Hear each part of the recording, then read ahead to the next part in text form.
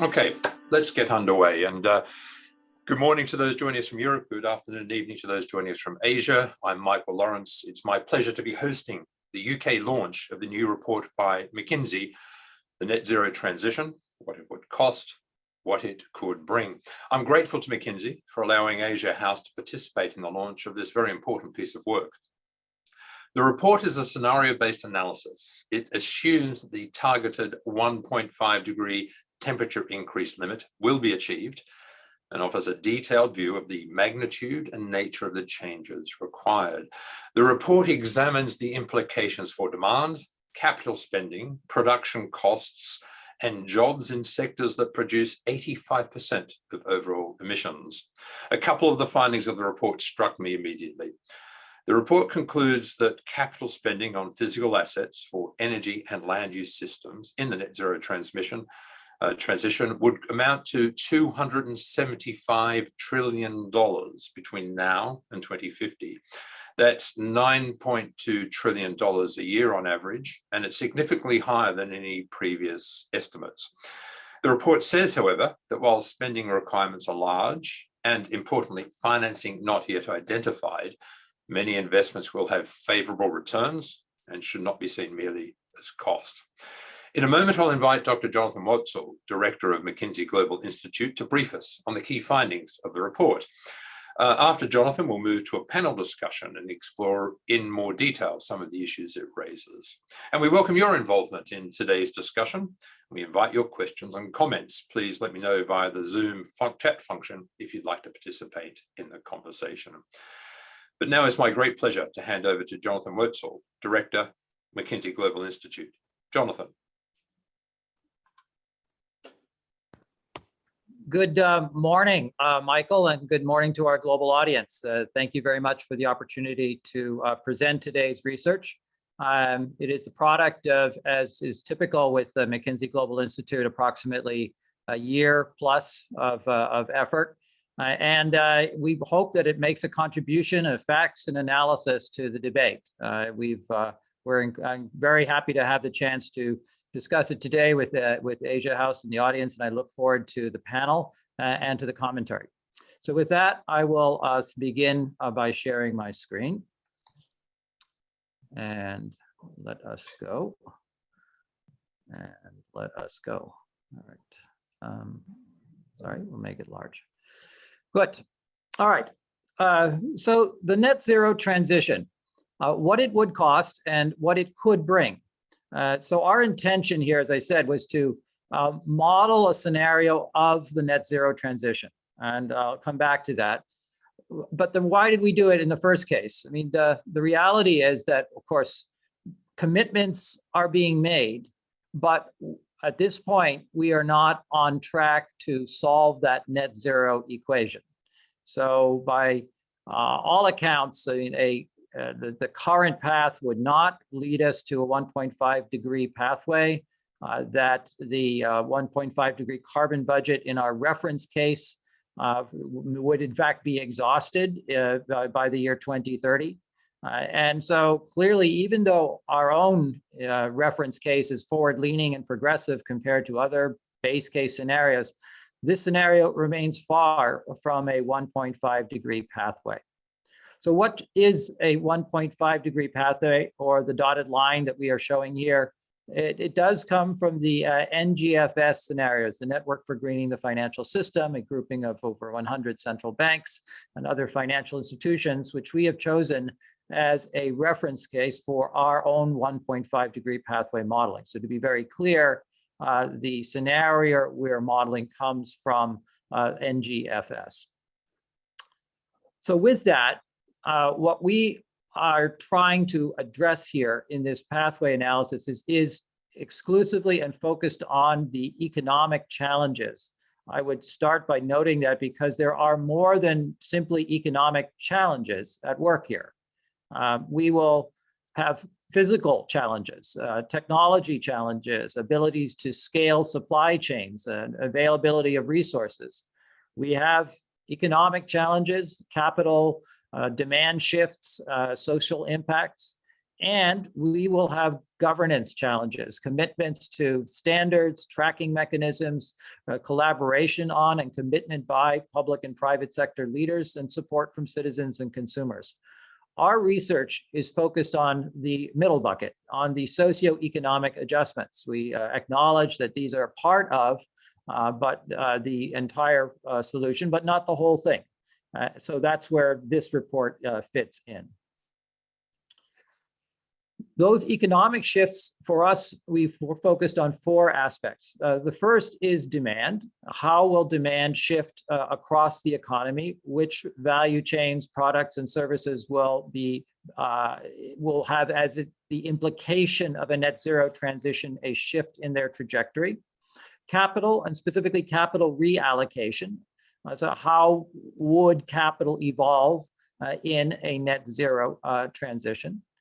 Costs, and the full cost idea, saying that the costs of that capital, the costs of those supply chains should also be a matter of concern. And so how will those costs evolve?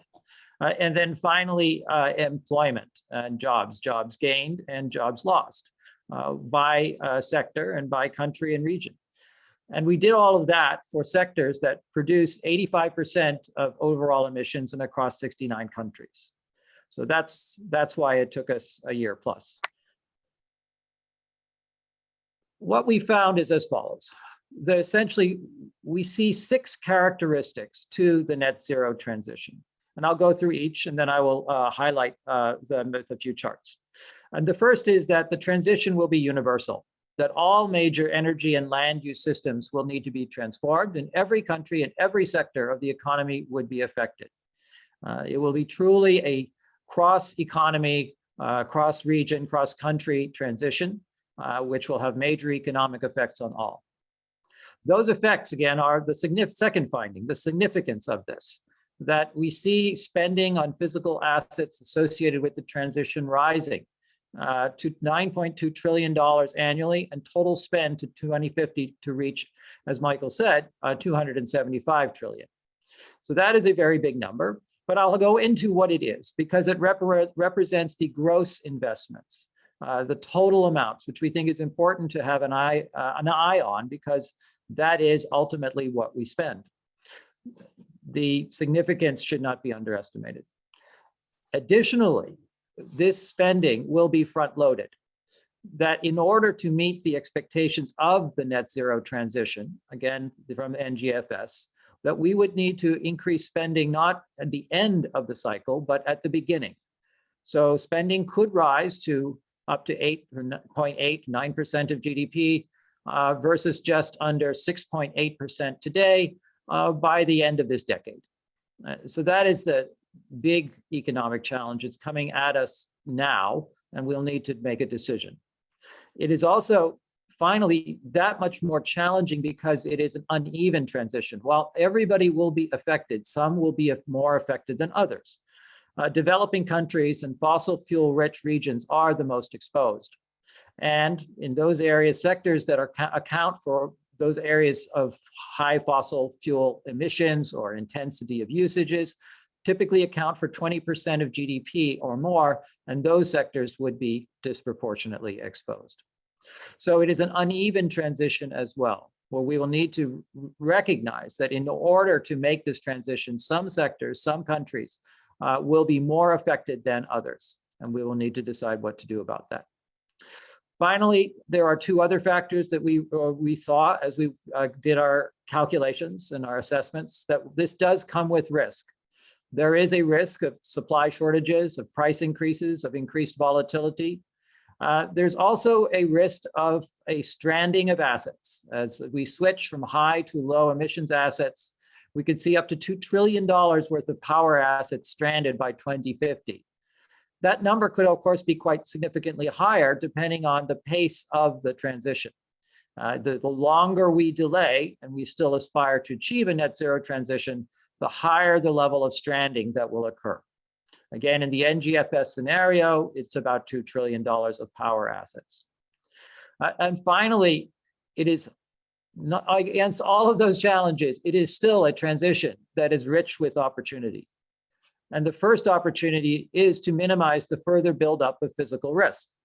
As those at Asia House know, we have presented previously our report on physical risk, which we do see as an accelerating universal challenge. And so this is essentially the response to that. In addition, it could create more efficient operations from decarbonization as well as new markets for low emission goods and services. So there is a lining to this and is a lining that will increasingly be relevant. Even as costs go up today, they will go down in the future as we gradually transition our energy system under a net zero transition to a more sustainable, more resilient, and ultimately lower cost energy system. But the transition is what we are focused on, of course. So let me go now into a few of the charts, and we will do this briefly. In terms of universality, as we said, every one of the major energy systems is going to be affected, and we divided the world into 7. So power, industry, mobility, the built environment, agriculture, forestry, and waste. This looks at it in terms of the share of emissions by those, in terms of carbon, methane, nitrous. We should note that the forestry bubble does not include the opportunity cost of lost carbon capture, i.e. the role of nature-based solutions, which is also, of course, critically important. But to note, again, that all of those systems essentially are involved, and of course, every economy in the world relies on those systems. The significance, another way of thinking about this is how will annual spending evolve? So today we spend approximately 2.7 trillion on high emissions assets that will continue. So we think there will still, under the scenario, there will be roughly, let's call it $3 trillion worth of annual spending on high emissions assets. There will be continued spending, again, what we spend today, on low emissions assets and enabling infrastructure, which is the next $2 trillion. Then, importantly, there will be a reallocation of approximately $1 trillion, which will be spending that is reallocated from high to low emissions assets. And then finally, there will be new spending of approximately $3.5 trillion on low emission assets and enabling infrastructure. The sum of all of that gives us to the $9 trillion annual spending in the net zero scenario. And as you can see, it's the buildup of all of that. It's the continued spending plus the new spending plus the reallocated spending, which is essentially what we are spending today. So the increment here is going from the 6.8% of GDP, which represents the black dot, to the 8.8% of GDP, which represents the blue. The transition will also require a big shift in capital spending. Today, 65% of our capital spending is on high emissions assets. Going forward, 30% will be on high emissions assets. We will come back to this as we talk about the risks involved, but that clearly there are going to be need to rethink our capital allocation and capital decision-making process. The front loading. The annual spend on physical assets for energy and land use systems looks roughly like this. As we go from 2020 to 2021 to 2020 to 25 to 2030, we see a rapid rise. And the rapid rise reflects the accelerated build out and rebuild out of the energy and land use systems. And then it will gradually tail down. That gradual drop reflects both the front loading of the CapEx in the early years, but also the increased efficiencies to be gained by moving to a more modern, a more resilient, and ultimately a lower cost energy and land use system. But over the period that we're talking about between 2021 and 2050, we saw roughly 7.5% of GDP being the average over that whole period, rising from a 6.8 number to peak at an 8.8 number and then gradually decline. Unevenness.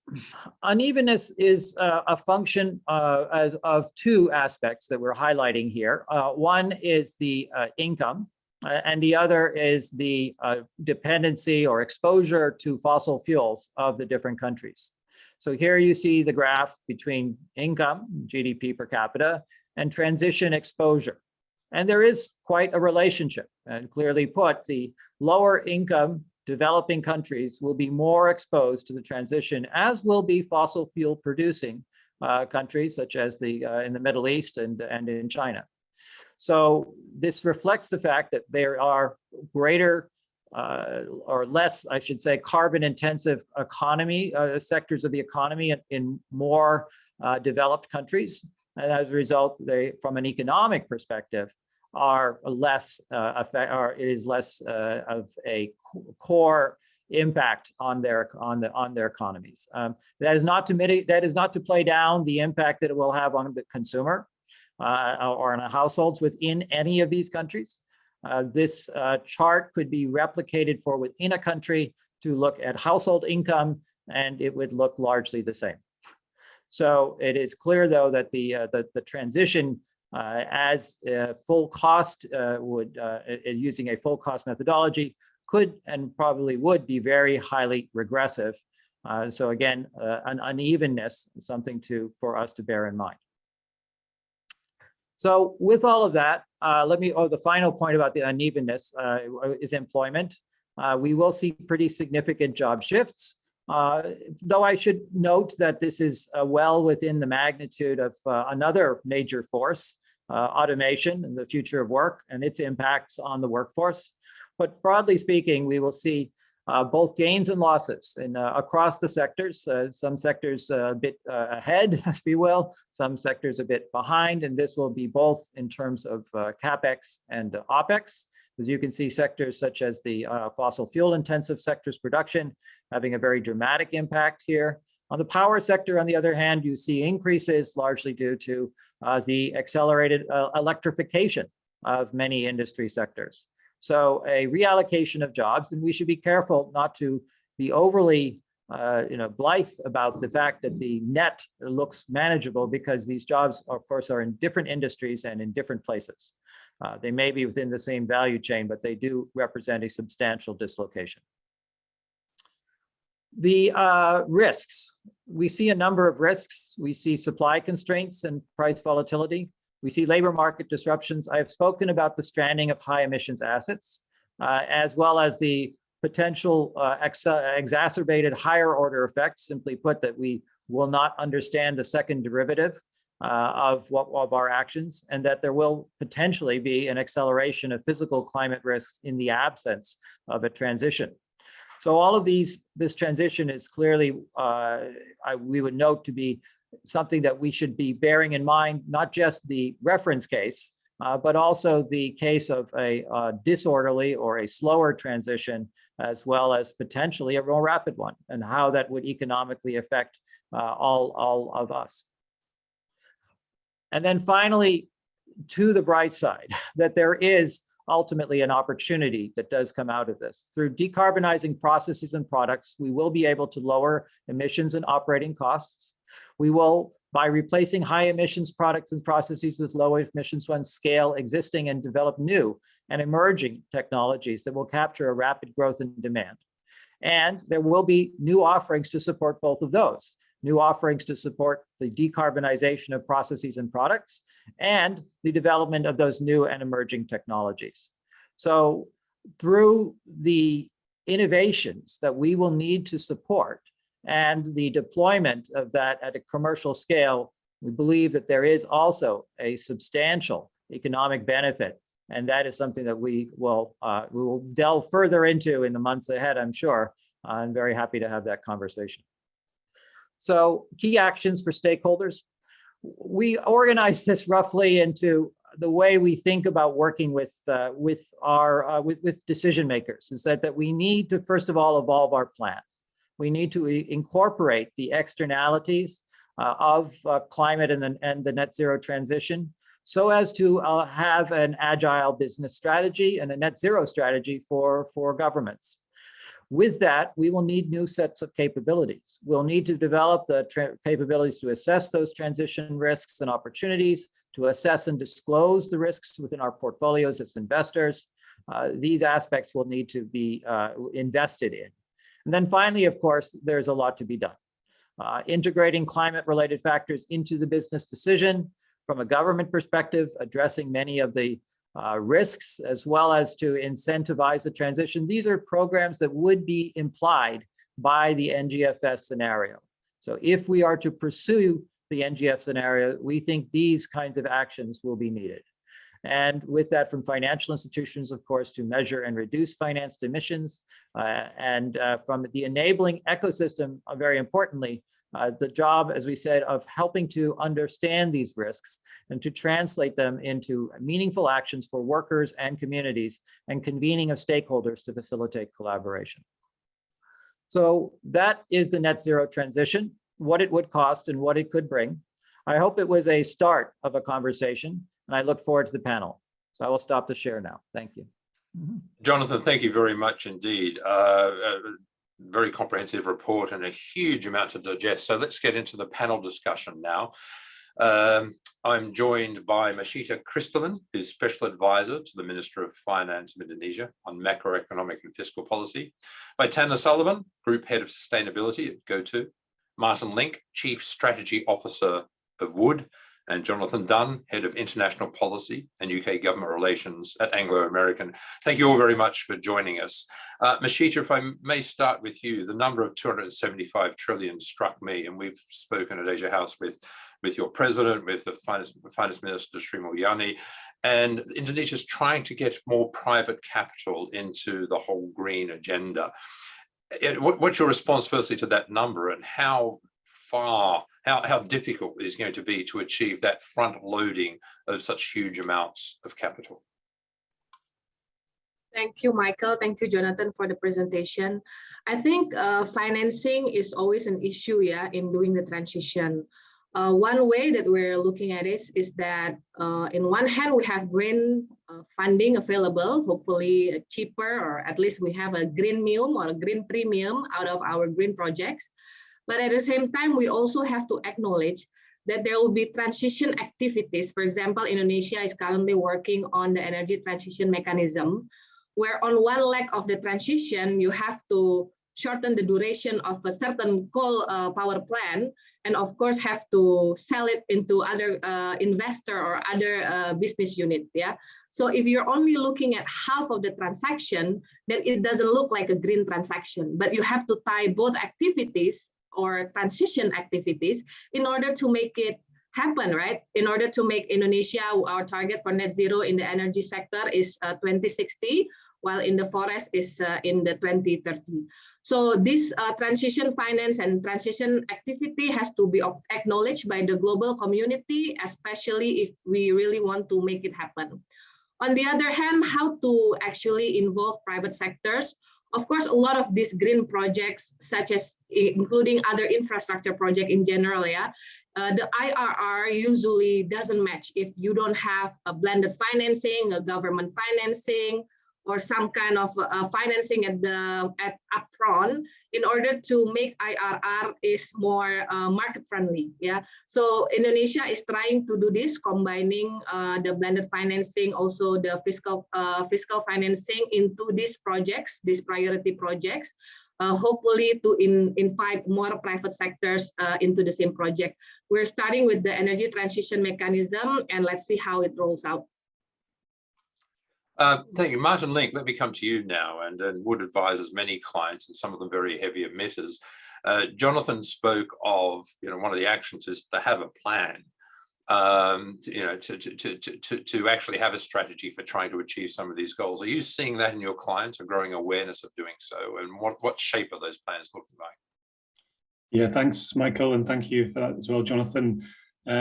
Just before I get to the question, it reminded me of the week before we went into lockdown, when I was at the launch of Risk and Response in London back in March 2020. And I think that was the last day, actually, I was in business meetings in London before the lockdown. So it brought back a lot of good memories. So thank you for your research. Both reports are excellent. I think what we're seeing from clients really is, over the last couple of years, I've been leading the energy transition pivot for Wood as a company. And a couple of years ago, the conversation was around the why. Why do we need to change? As you say, a lot of our clients are heavy emitters around oil and gas or transportation or mining. And I would say there was some who were leaders, but definitely a few laggards in there as well. And I think what's happened over the last couple of years is the why has dissolved into how, and particularly with COP26 in November, so much momentum's been built up. The work of Mark Carney with the GFANs as well. All this is pulling together a lot of strings across the world and building this incredible momentum. And now the question, as you say, really becomes, well, how do we do it for us practically? And I think what we're really hearing from clients is they want a way of being able to pay for the transition. You know, we've talked about how much money it's going to take. Companies are facing this in the little microcosm of their own returns. And so they're trying to say, well, how do we keep our business going, keep the lights on whilst evolving into something different? And so there's a tremendous focus in two areas I would just flag up in particular. One is the returns. So how do we make perhaps, you know, not as good returns in some of these markets? You know, if you compare some of the returns we can make in power versus oil and gas, it's not as attractive from a purely financial perspective. So there's a real conversation there for companies about how do you make that transition whilst making fair return. And I think the other one, particularly for private sector companies, is around valuation in the stock market and how the market views you. And I don't think we can maybe argue about this, but at the moment, I don't really see a green premium on the stock market for companies who are ahead of the game. The mantra seems to be, it's fantastic you're sustainable, but your business needs to be better than your competitors in every other sector, in every other segment of your business anyway, and you need to be sustainable. So I think we've got a real issue around sustainability, strategy, and resilience, and how we circle that triangle is a real challenge for all of us. Anna Sullivan, let me come to you now. GoTo has a zero emissions goal by 2030. Give us a sense of how you're going to achieve that, what the plan is, and also, can that be accelerated? Well, we're certainly hoping that it can be accelerated. I think our general approach, I mean, for the first time last year, we did an inventory of our emissions, not just direct from our company, but the entire ecosystem, which, if you're familiar with our ecosystem, it contains millions of partners, of drivers, merchants, sellers, users, and essentially we did a whole inventory of it. And what we found was almost 95% of our footprint, of our ecosystem's footprint, is from the mobility services that happen on Gojek's platform. Gojek is our ride-hailing transportation business, and so I think we really wanted to tackle the biggest part of our emissions footprint. And so for us, it's been making that commitment to shift all the vehicles in Gojek's ecosystem to electric vehicles by 2030. We are trying to focus as much as possible on, I guess, our little space or our little corner of this universe, and see what we can do within our own kind of parameters and boundaries. And that really is about how we support our drivers being able to shift to electric vehicles. We're an asset-light company. So for us, we have to make sure the costs and the modeling make sense for our drivers to make that transition, because we don't want it to be an additional cost burden to them either. But for us, it's really about accounting for the emissions that happen, ensuring that the scale or the trajectory of our drivers adopting electric vehicles actually matches the year-on-year reduction targets that we've set for ourselves in line with our 2030 roadmap for decarbonization. And for us, it's really about every year we have to get closer to zero. Just very simply put, what can we replace in our company, in our ecosystem's value chain, to ensure that every year we are getting closer to that zero, and with the hopes that, yeah, we can accelerate and we can achieve this before 2030, but let's see what we can do. Okay. Jonathan Dunn, Anglo-American miners have particular challenges in this space. Are they embracing them? What are those challenges, and what's Anglo-American doing about them? Before I come to that, Michael, if I may, just one point on the to the how point that Martin was picking up, and also this question of what the next steps are. Just one thing I'd like to highlight from COP26 was the Just Energy Transition Partnership for South Africa, which I think is, for those who don't know, is a model which brought together South Africa with the US, the EU, the UK, Germany, and France to help finance South Africa's transition, recognizing that it was in everybody's interest for that transition to happen, but South Africa on its own simply couldn't find the public finance to do so. There's lots of water to go under the bridge as to how that will work, but I think it's a really interesting model into moving from the why and the what to the how with a kind of international and a sort of plurilateral, I guess you'd say, perspective. But to your question, look, I think there's two sides to it for us. There's one which is the role our products play, which is a little bit different to the report that McKinsey put out today, but very fundamental, very foundational. And I think that's growing in understanding that actually the transition can't happen without the copper, without the nickel, without the cobalt, without the lithium and all those other metals and minerals which are produced. And so there's one aspect of that which is really important, which we could dive into if we wanted to. But also we have heavy industry, long life, heavy invested assets around the world, which we need to decarbonize. And decarbonizing them is difficult. Often they're in remote places, what have you. So we've got a commitment to be carbon neutral for our operations. To Tana's point, the sort of scope 1 and 2 point, which is the emissions you can control in the operations by 2040. And we've committed last year to halve our scope 3, our value chain emissions by 2040 as well. Now, for those who don't know, we sell into the steel value chain, for example, so steel is an extremely important part of that journey. But just very quickly on the decarbonisation of our own operations point, there's a number of different aspects you can do, and some of the technologies exist. Renewable energy exists in places we can purchase that, and we've done that in South America, for example. By 2023, all of our South American operations will be running entirely on renewable power. South Africa, we're a very heavy operator in South Africa. That's more difficult. We have a plan for that, which we can dive into if we want. But we also need to reduce the amount of energy we use. And then there's technologies that don't exist yet. So we're trying to develop those. So for example, a mining haul truck might weigh 300 tons. A battery, very difficult solution for a mining haul truck. So what we're doing, and it will run for the first time in a few weeks, we're developing the world's first hydrogen fuel cell powered mining haul truck, which will run in one of our South African operations a little bit later on this quarter, which will be, as I understand it, the biggest hydrogen fuel cell powered vehicle in the world. And that technology has applications in other transport as well. So there's lots to do, and it will take us some time, which is why 2040 compared to some industries seems a long way off. But it's a recognition of the sort of investment cycles we're in. Jonathan Wertzel, one thing that's become very clear, not only from your report, from the comments we've had from our guests, is not purely the scale of the challenge, but the complexity of it. And that seems to chime very much with the findings of your report. It does. This is a cross-economy, cross-world challenge. And I particularly sympathize with what Martin was saying, is that about the need for a financial framework at a global level to encourage and incentivize such a transition to take place. And I think the reality, as I said, today's transition, this net zero equation does not solve. And I think that is our challenge, as also Masita brought up, is that we ultimately are viewing this transition as something where all stakeholders, both public and private, need to engage in a dialogue. If we simply, some opportunities are there. I thought that Tana did a great job explaining how Gojek is going to be accelerating towards the future, and that this is going to clearly create an opportunity there. And as Jonathan sort of highlighted, some products will be in demand. Lithium prices are really very high right now.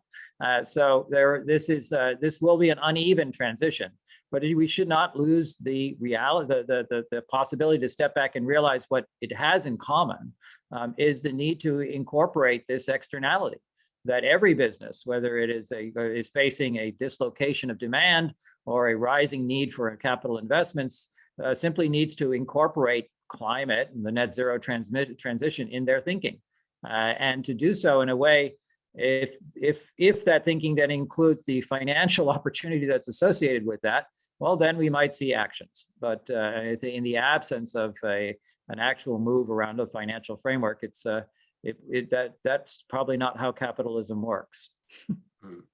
Masita, to come to you, basically you're calling on the private sector to step up and do more. Is that my reading of the position of Indonesia at the moment?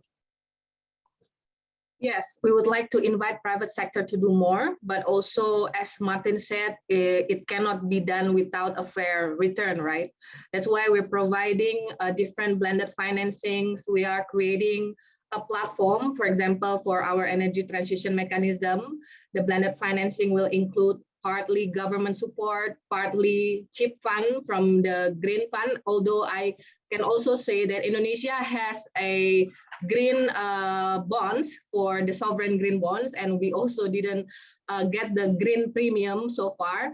So cheap financing for green projects is really, I think, one key that we can also do together, but also at the same time, at the project level, of course, the return has to be fair, right? Otherwise, you cannot expect private sectors to come in. Martin, is it your view that the financing is the #1 issue that's facing organizations, governments, the world on this challenge? Yeah, it's interesting just listening to this conversation. I think part of the challenge goes back to what Jonathan was presenting about the unevenness of it. So we're all exposed differently as companies and countries to this transition. And I think it's that unevenness, finance, I think the money, with a bit of change into the kind of the framework and, some of the good work that's been already mentioned, I think, there will be money there for bankable projects around the world. I think the challenge is that we're all facing this. It's a bit like, it's very analogous to COVID. It hit different countries in different ways around the world. And that chart in particular, Jonathan, where you had the bubble, I love my bubble charts, and you had the kind of the Indias on the top left, and yet they're the, China, they're the heavy emitters as well, and they're going to invest in coal to, India, to kind of get, grow their economy and get people out of poverty. And, so there's, I think personally, the biggest challenge that we have, and we looked at this at Wood in 2019, is actually around, we did some scenario planning around global solidarity. Will the world be able to pull together and think and act as one, or will it fragment and everybody just look after their own interests? And you can replay that for a company as well as for a country. Will companies collaborate for the greater good or not? And I think the #1 challenge is, how do there needs to be incentives and penalties. You need to get that balance right, and countries determine that at a national level based on tax system. And then globally, there is no global carbon price, and globally, where does all that come together? Perhaps at the UN Global Compact or at COP. And we've seen how painful that is to get agreement on some of these big decisions. So yeah, I would actually put out there the biggest challenge is the world changing its mindset to actually think for the greater good rather than individual needs and desires. Tanya, what are you seeing? Are you seeing, you're pushing on an open door with your suppliers, with the administration to deal with, or is there an uneven approach to the net zero challenge that you're facing with your stakeholders? I mean, I wouldn't say it's a completely open door for reasons that the other panelists have also outlined, right? Around cost, around, I mean, even in Indonesia, we look at, for example, we're investing heavily in the EV space, as many of you may already be aware, but it's still fraught with so many financing requirements and challenges, and we can only do so much as one player. And so to Martin's point, I think, to us, this is very much a pre-competitive space. There is that, if we're trying to solve the same challenges as other companies in across our industry and others, why not do it together? Why not partner and do this together? Because we're going to accelerate, obviously, achieving the overall decarbonization goal, and that's ultimately what we want to see. We're not about going into the EV sector ourselves, but rather about how we redesign and transform the mobility ecosystem to a cleaner one, and one that's more accessible, not just for our drivers and our users, but the broader society. And so that's something where we see partnership and collaboration as integral. But that said, the level of understanding is not always the same. And so for us, it's also about socializing, kind of the urgency behind this and why we want to be ahead of it, especially in such a vulnerable country and region. I think for us, we know that the many stakeholders in our ecosystem are the ones that are going to be impacted the most by things like climate change and socioeconomic inequality and so forth. So we really have a pressing responsibility that grows more and more urgent every year, to make sure that we are building our ecosystem to be as resilient as possible. And that we are investing in those spaces because we do see them as investments. I mean, yes, we have to keep the lights on. Yes, we do have to keep paying salaries. But without no planet, no Gojek, no GoTo. so for us, that's really kind of the spirit of why we're trying to problem solve this. And of course, the government is a key collaborator partner with us on it. But it's still very early stages. So we're really hoping, we can use the reach and the scale that we have and the technology and the platforms that we have across GoTo to support the government's overall plans to decarbonize and also invest in the right areas and sectors to build that up as well for Indonesia and for the region. Jonathan Dunn, that's a very good point, and I've heard it from especially from ministers in developing nations. They have to keep the lights on. They have to keep the economies going. They have to keep people employed. So talking about transition, energy transition, is a great thing, perhaps, in theory. But if you're running a government, you're running a people, and you need to develop your economy. Miners, I guess, are at the sort of center of this in many respects, because they're producing the resources that are required for some of this. How does that conversation happen between Anglo-American and stakeholders? So I guess it's a huge question, right? Because there's one aspect, which is there's certain parts of mining which are going to reduce and disappear. And most obviously that's energy coal, right? And then there's others will need to move away from metallurgical coal too. But at the moment, there are no other viable ways of making steel at scale. And we need steel as the foundational material for everything. But you're right, the kind of more, the wider point, if you like, is this question of transition generally for economies. And there's the way we think about it is a number of different parts to it. Firstly, mining done well thinks about transition from the very beginning because a mine is finite.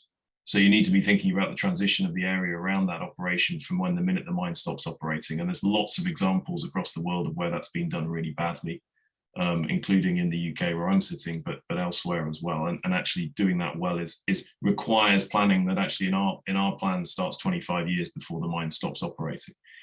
But there's a wider piece, which is how do you develop long-term socioeconomic development around hubs, if you like, which are sustainable and sustainable in a climate constrained way, sustainable for all kinds of other reasons. And we build those platforms, and we're the most developed in South Africa around our operations, but working with local governments, working with national governments, working with other interested businesses to build a collective investment plan for long-term socioeconomic development. And as I said, climate is an important aspect of that, but it's not the only one. But that's all about making sure there's resilience in economics, and actually aligned a little bit with another excellent piece of work McKinsey's have done, which is the race to resilience, which they've led, which is very much in the same sort of way, but that's thinking very much from a climate perspective. So that's how we come about it. We can't do it on our own, but we have a role to play, particularly in places where we are a very big operator and a big employer. But of course, it has to be place specific. Otherwise, it's not got any chance of success. Okay, I want to go to audience questions now. We've had lots on the chat function. We've got a few people who I want to bring into the discussion. I'd like to start with Stuart Gulliver. Yes, Stuart's there. And after Stuart, Paul Lynch from Prudential. But Stuart, hi, over to you. Thank you. So my question or my request for ideas is very similar to the issues that we've been discussing, which is kind of this. So we've been very successful at directing the banking and the investment industry as to where to place funds. So we have GFANZ, which has identified $130 trillion to go into new energy.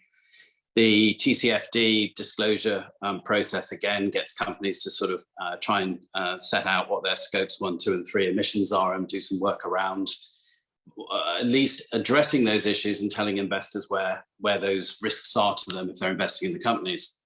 But if you think about it, what we've also done is with any bank or insurance company or pension fund, particularly since most are owned by institutional investors who are clearly in the mood of the need to address climate change very quickly, is we've stopped all funding, in essence, for any form of coal mine, any form of new drilling of oil wells, any new digging of mines.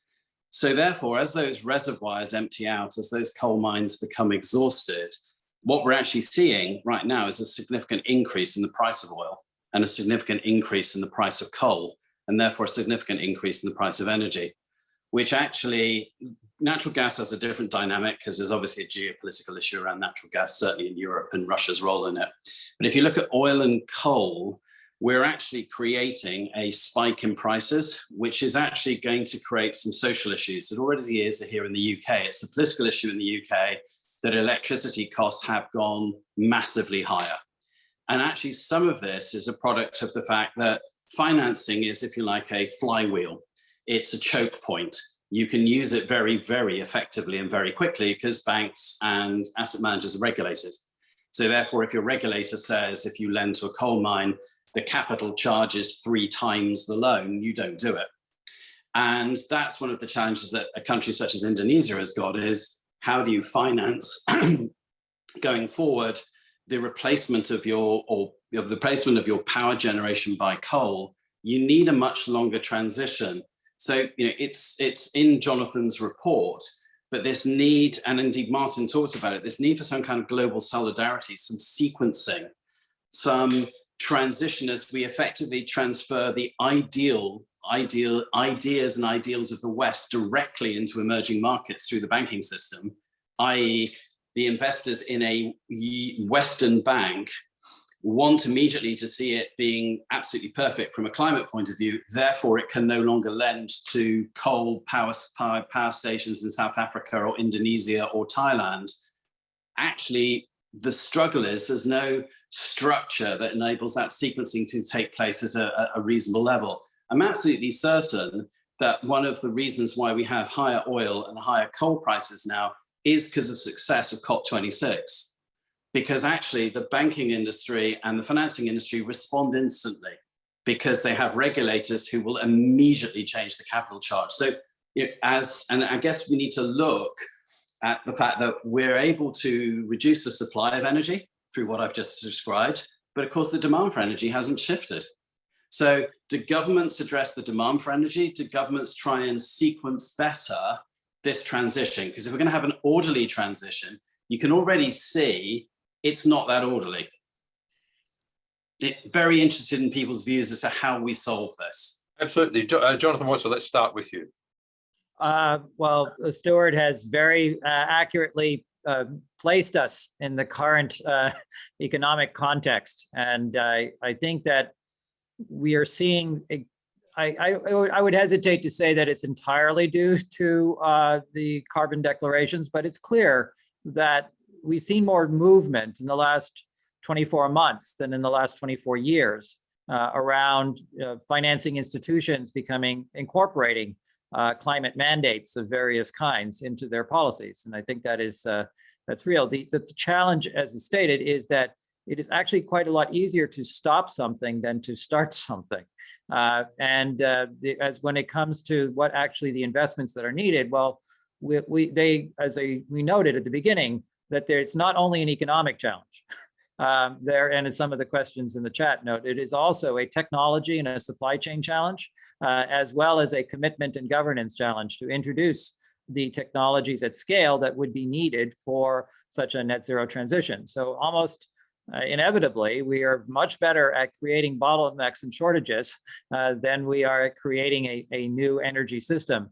And it certainly just takes longer. So I think that's where the risk that we see comes in here. And we think that is a substantial risk, and it's a risk which we'll need to collaborate or to mitigate. I don't think this can be solved by any one party. I think this will have to take a collaborative approach.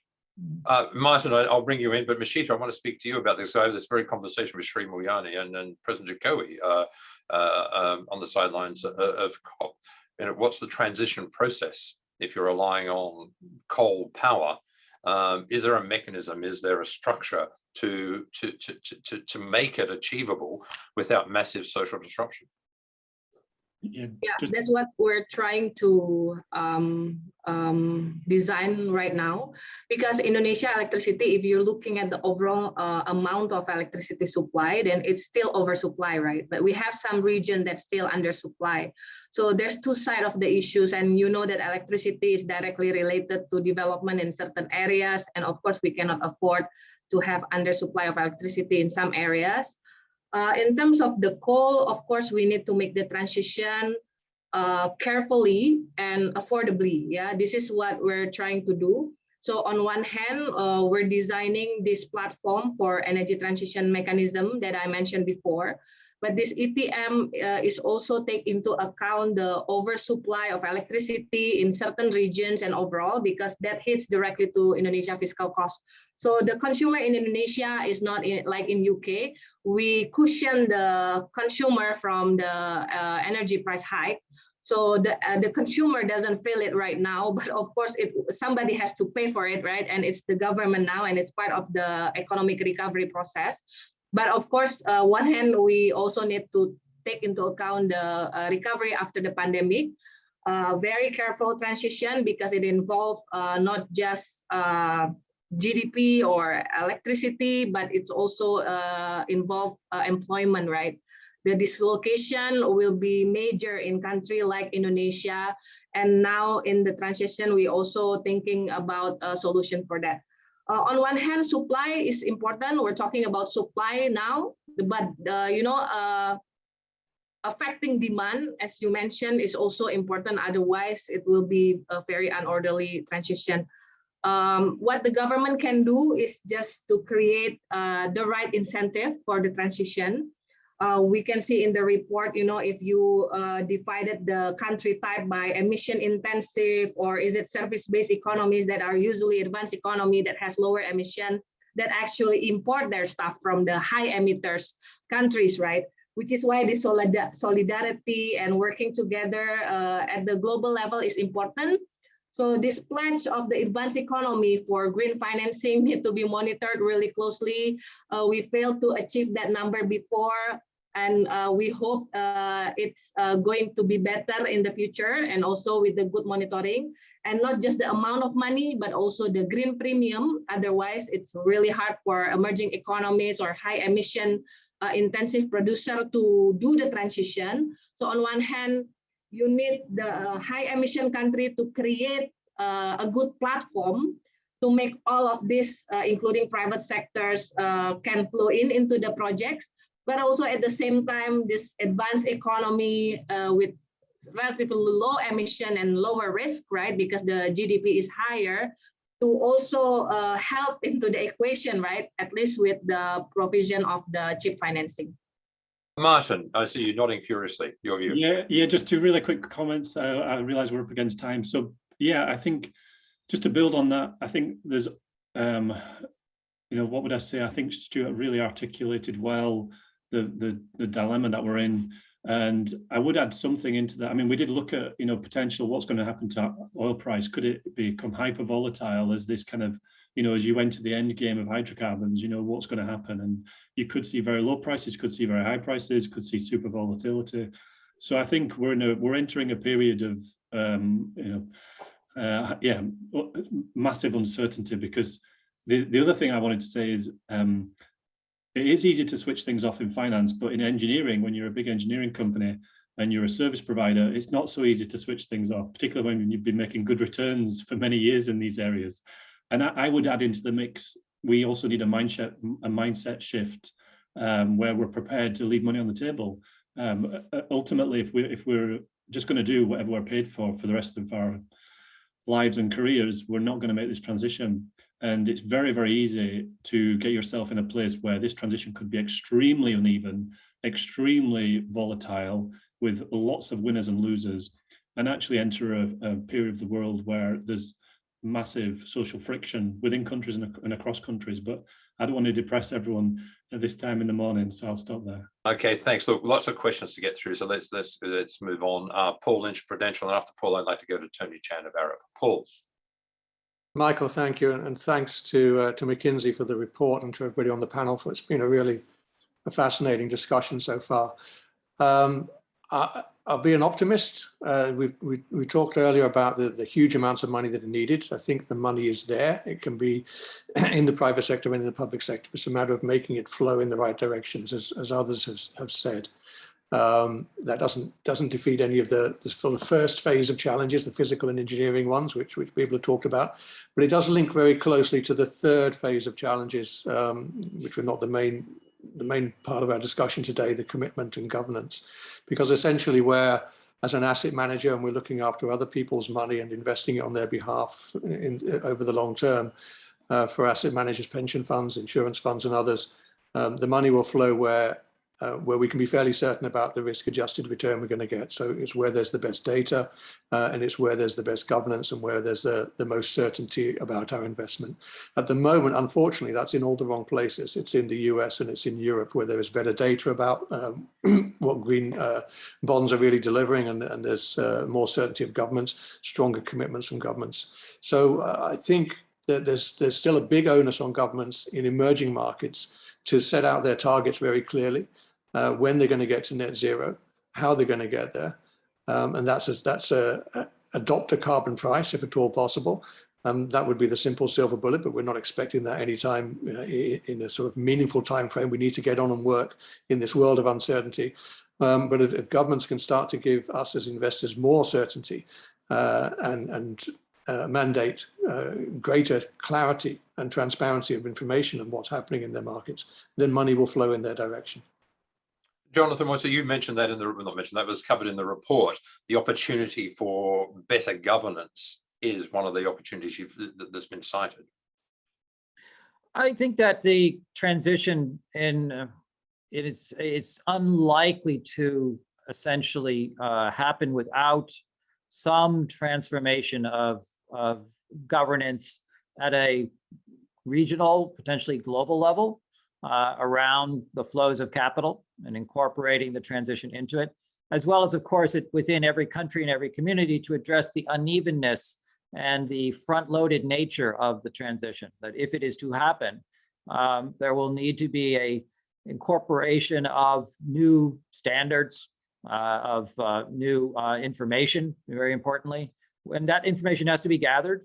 It has to be standardized. It has to be distributed, all of which is unlikely to happen without some reforms to governance. And so that's what I think we're noting, is that there's an implication here of the transition for those mechanisms. And I'm keeping it at a bit of a high level. I could give one example, and it came up in a public setting, which was simply the notion of first loss.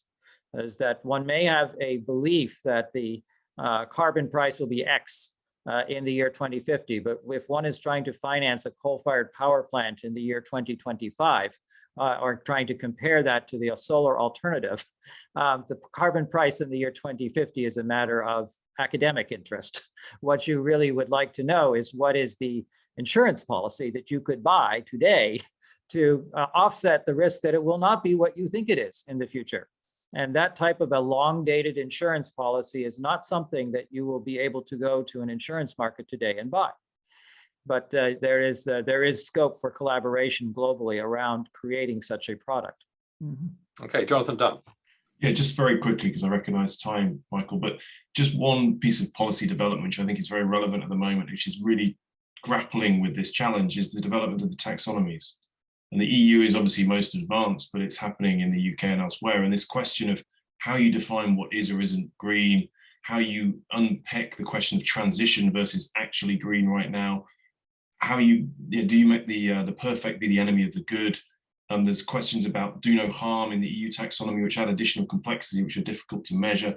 It's not that it's a fantastic concept. The implementation of it is extremely, extremely complex and requires an enormous amount of very good and data with real integrity. So just to flag that as a policy area which really needs to evolve quickly to help with this particular area of investment, I think. Okay, we're just about out of time, but Tony Chan, Arab. Thanks, Jonathan, I think, for a very interesting report, because I still got to get past the executive summary after the release yesterday. And I think Asia House is a great session we're having today, right? I think when we look at the scale, what you've brought forward is the immense scale and challenge we are all facing. Just in terms of the numbers you're throwing up, $275 trillion, 8.8% of GDP.